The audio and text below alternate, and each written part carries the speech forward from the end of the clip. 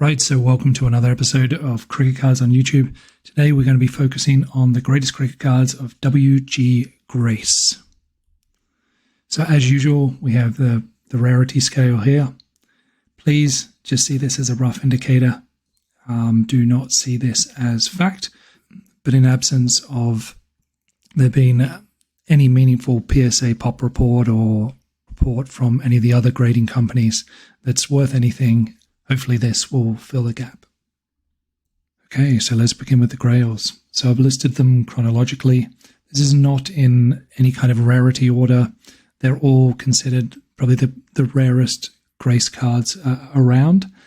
There are probably a couple that stand out a little more than others. So maybe the Marcus Handicap or the Old Judge. Generally speaking, they're all as rare as it gets when it comes to Grace cards. The first ones are the CDV and the Cabinet Cards. I always thought that the Cabinet Cards that came later actually were kind of a lazy version of the CDV cards. They were really nice and quite small, although oversized in comparison to a traditional card nowadays. Then we've got the Baines ones, which are a center right. They're the oddly shaped, highly colored cards. And then we have the Old Judge cards.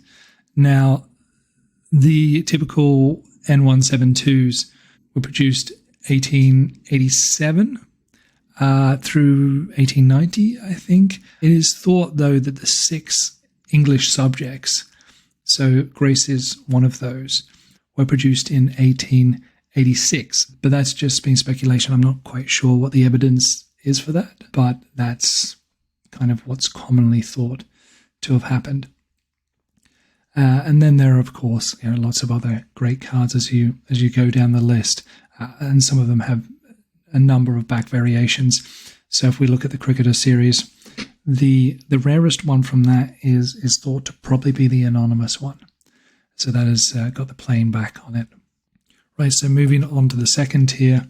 So this consists of what we call kind of the R9s and R7s. So that's their rarity scale. And this is kind of roughly in what we broadly consider as the rarest one at the top, and then as we get down to number 8, the least rare. But please take this with a bit of a pinch of salt.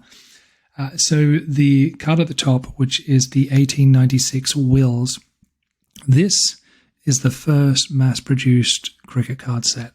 So this has been one of the most collectible sets since its inception, 130 years ago.